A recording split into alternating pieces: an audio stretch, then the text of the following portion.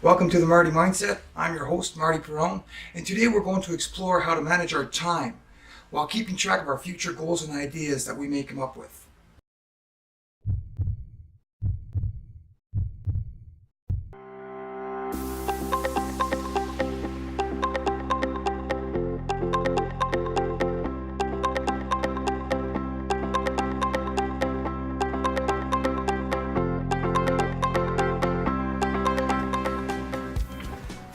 Oh, time management. Now, for some of you, this is going to be a very heavy subject. Might hit a couple of emotions inside, but for others, exactly what you needed to hear. At the end of this episode, you'll know exactly which one you are. And the most incredible thing of it all is that it will have absolutely nothing to do with me or anything I may have said, but with yourself and what you believe.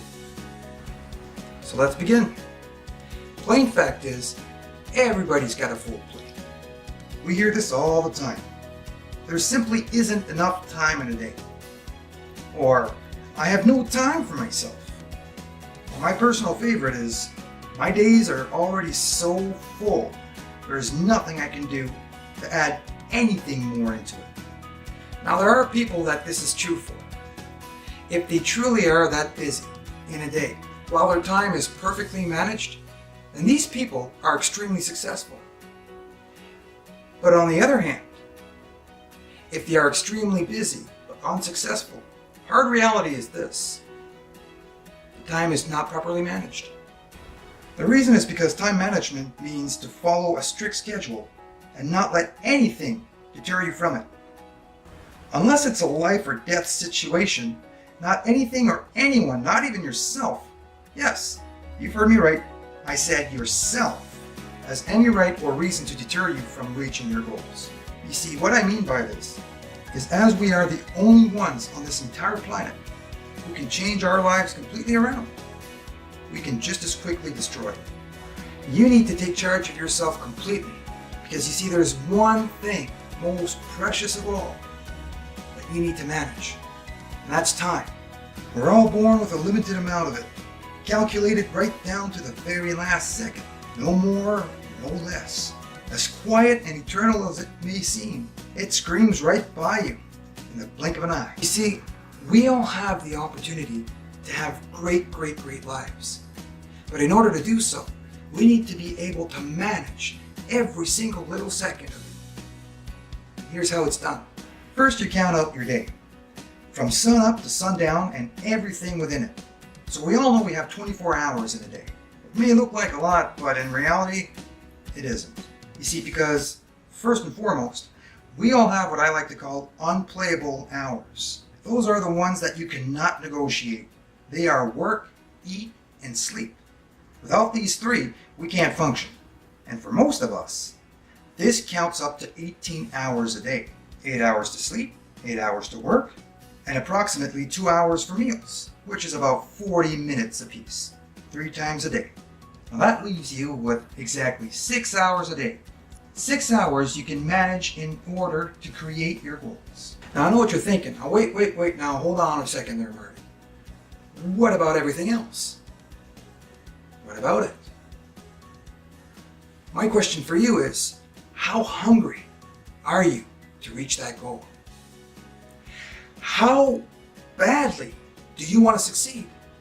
How you answer that question will tell yourself exactly if you're going to watch TV, surf the net, just dream, staring into the abyss, and stay into that comfort zone. Or if you're going to do what you need to do to stay out of your comfort zone and do everything needed in order to manage yourself and hit your goal. What if I'm doing groceries? Well, you're walking, right? You're not thinking much. You've got a list in front of you, and all you got to do is follow the list. Keep a pen with you. Take notes. Record ideas on your phone. Call or talk with clients you may have, so you can use that time that you've got in the grocery store to its full potential. Well, what if I'm driving? It's easy. Simply listen to self-improvement CDs, or go on Bluetooth and talk to potential leads. But Marty, I've got kids. Yes, so do I. Manage them so you can manage yourself. Now there's this wonderful quote that I heard when I was younger, and it goes like this.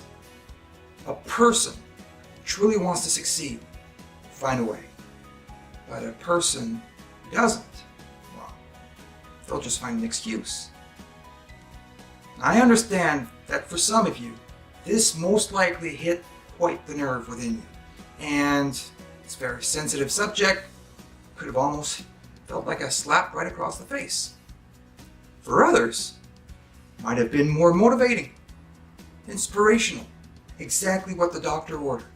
So now you're faced with the exact same choices every single successful person and non-successful ones had to come to terms with.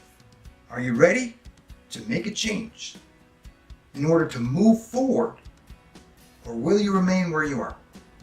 It all rests within your hands, and only you can decide. So up to now, I've shared with you how to remain positive in your life, how to create, build, and keep a goal alive.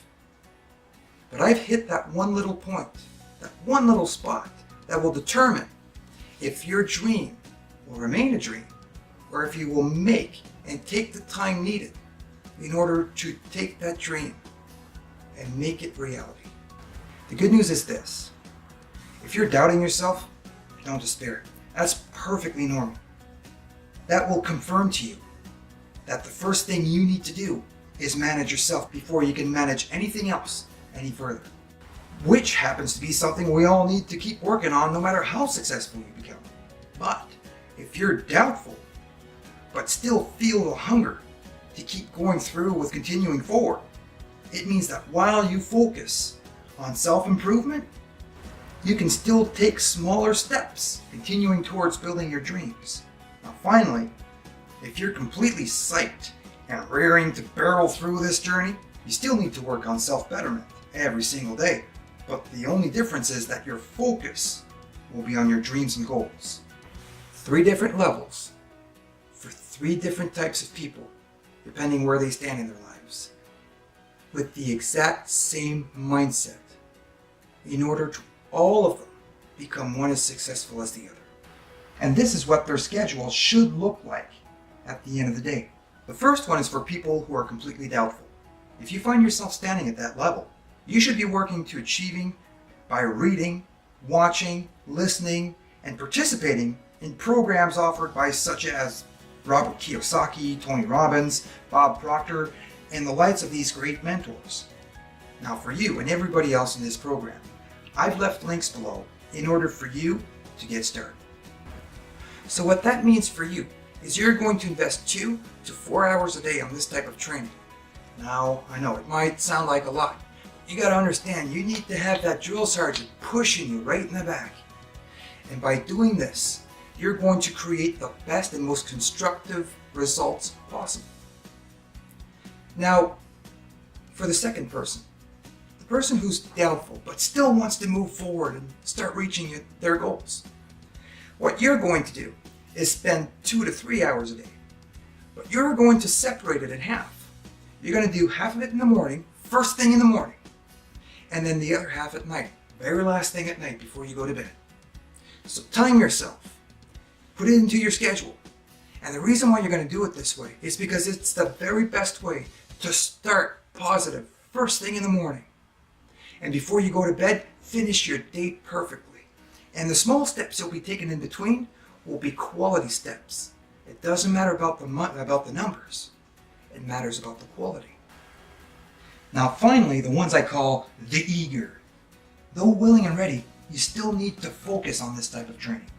You'll be spending roughly 75% of your time building and moving, but you still need to feed that mind of yours with fresh, new, and positive ideas in order to keep you moving during both the good and the hard times. So what you're going to need to do is spend a minimum of 1 to 2 hours a day on that type of training.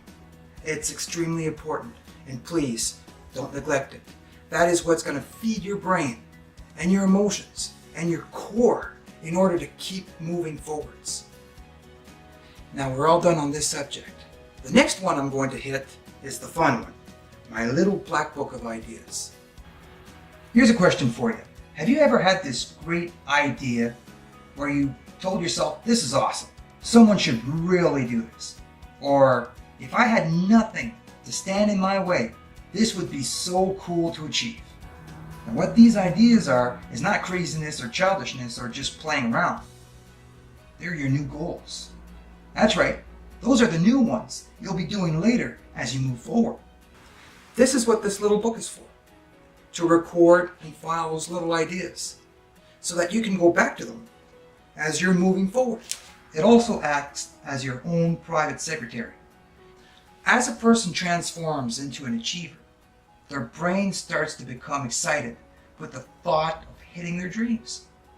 In consequence, it'll start creating new ones in ways and angles to get there. These clues and suggestions usually come to us in fragile little flashes. So what we need to do is to record them before we forget them. By developing those two habits, you're going to hold within your hands the tools needed in order to continuously moving forward. You're going to turn yourself into an unstoppable force. I want to thank you for watching, and don't forget to click on those links below in order to further your development. On our next episode, we will be looking at the 4 types of dreamers and where you want to be within them.